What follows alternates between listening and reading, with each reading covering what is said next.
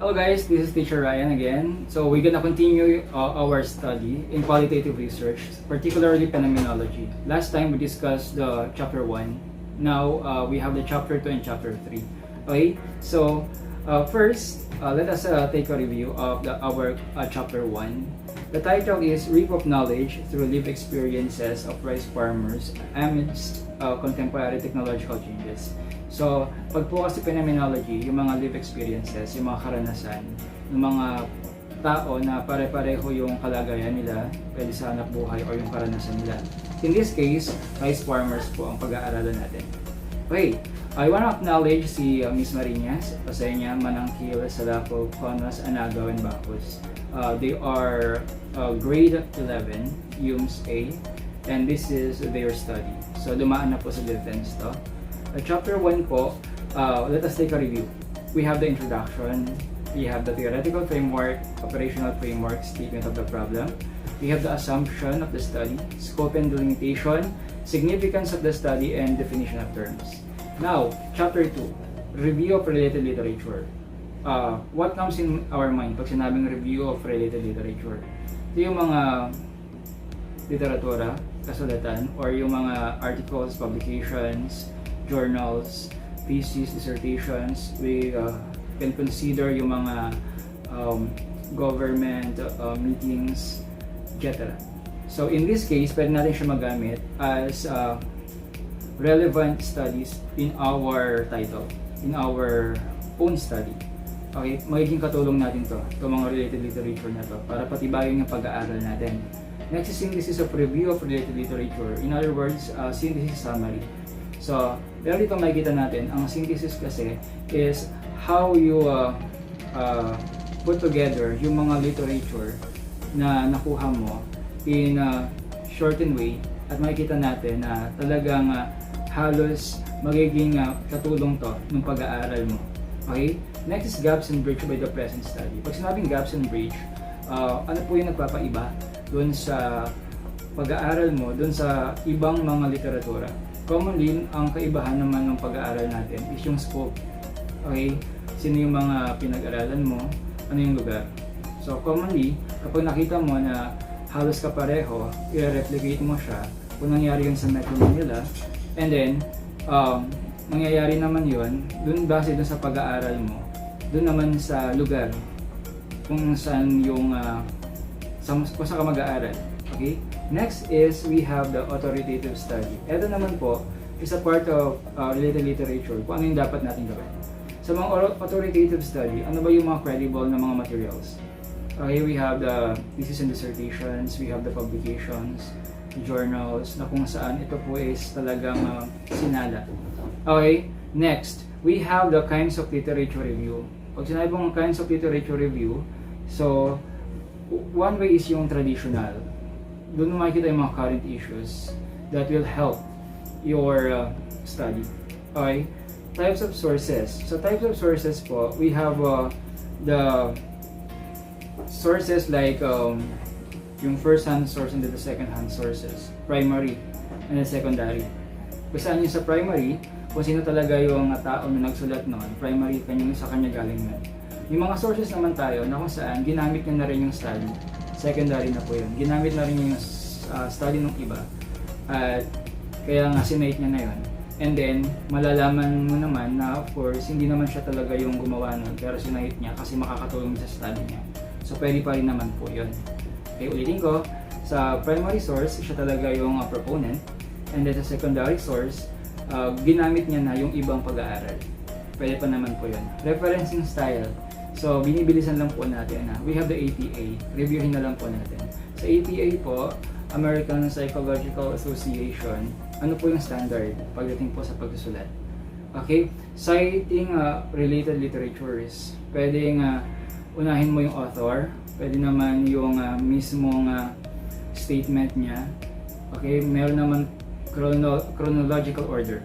Paano po yun? Example, pwede natin i-ano na lang ito, nirantro ko lang. According to Reyes 2015. So, nauna yung author doon. Pwede namang it stated that the government need to polish our educational system by as stated by Reyes 2015. So, inuna naman natin yung sinabi niya. Okay? Next, Chapter 3. So, Chapter 3 po natin, this is the research methodology. Dito po, napakahalaga nito. Ano yung research design? Sources of data, participants of the study, data gathering procedure, treatment and analysis of data, ethical consideration. In our case po, ang ginamit nating research design is phenomenological. Okay, what is phenomenological? As stated po last time, diniscuss po natin ito, is by Mostakas 1994 as cited by Creswell 2005, which was focused less on the interpretation of the researchers, more on description of the experiences of the participants. Okay?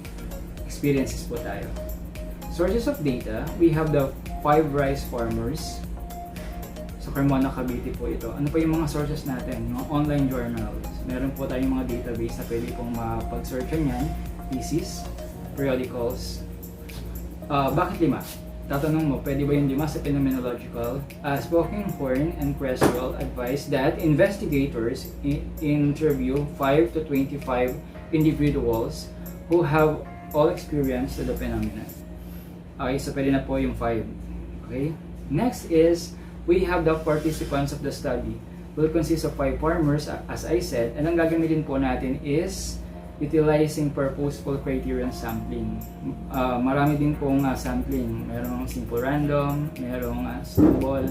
Okay, so, but in this case, we have the purposeful criterion sampling. Pag sinabi pong purposeful criterion sampling, you have the criteria and the purpose kung bakit siya. Okay, o rice farmer sila lahat sa lugar na yon, gumagamit sila ng teknolohiya. What else? 5 taon na sila nasa farming, basta meron mga criteria. And the purpose is sila yun. Okay? Next. Validation. In this case, we have the instrumentation validation. In this case, we have the in-depth interview. Okay? Note-taking during interview. And then, at that case, yung questions na ibibigay natin dun sa o itatanong natin sa mga participants.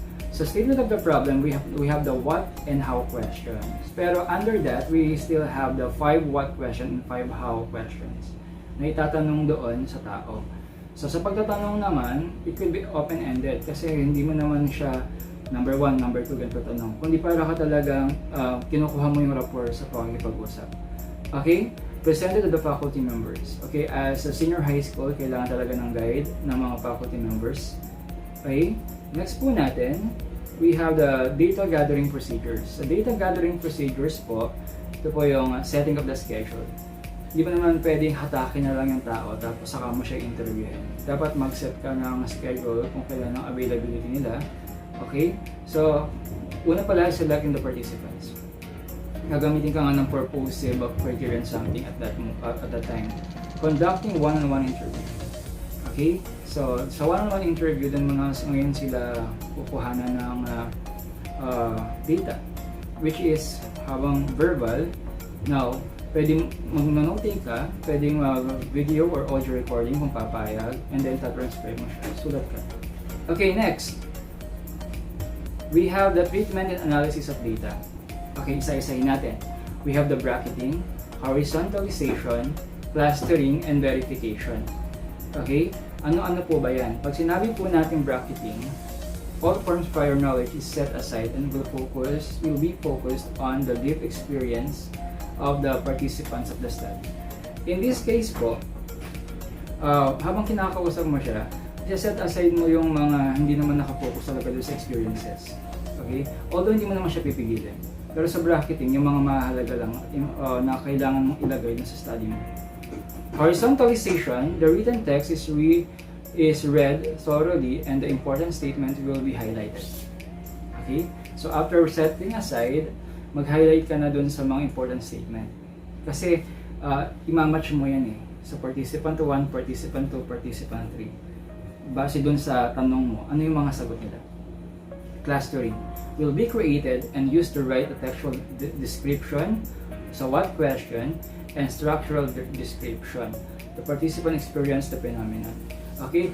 Diyan, sa pagka-cluster natin, gagawa na rin tayo ng mga themes. Magko-coding po tayo. Ano ba yung coding and themes? So, broad po kasi itong phenomenology. Para lang, dun sa sinabi nung tatlo, o nung apat, o nung dalawa, na halos magkapareho, ano yung phrases, ano yung pwede mong gamitin na words dun sa sinabi nila. Okay, example, sinabi ng isang farmer is, dahil mahirap ang buhay. Yung isa naman is sinabi, kailangan kasi wala silang kakainin. So, ano yung pwede mong gamitin na phrases doon sa halos magkapareho ng sinabi? Pwede mong sabihin na poverty in the life of farmers, or poverty in farming, or scarcity. Bahala ka na pong gumamit. Basta, it is broad. Mapag-aralan natin yan step by step kung more on research po tayo and books. Okay, next. Verification. Pag sinayang verification, the researcher will meet the participants and then you will provide a hard copy of the verbatim transcription. Pagkasulat mo po noon, although itatype mo pa yon, ipapakita mo ngayon dun sa participants kung yung ba talaga yung sinabi nila. Kasi dapat hindi natin malagdagan o mabawasan and agree din sila dun sa sinabi mismo nila o sa sinulat natin. Next is ethical consideration. So in ethical consideration, so we're gonna ask permission from the Research Center of Carmona Senior High School. We have the written consent and the confidentiality of the information. Kasi formal to eh. We have the standard. Hindi to basta chismis lang. Dito tayo pag-aaral. Dapat may consider natin ito. Okay? So, this is only a guide in Chapter 2 and Chapter 3 of Phenomenological Research. And I hope that you understand and I share to you something about this study. You can talk if you want, or just send me a message if you need help. Okay? So that's all. Maraming salamat po. I'm Teacher Ryan. Again, please subscribe to my channel, Teacher Ryan PH. Tara, aral tayo.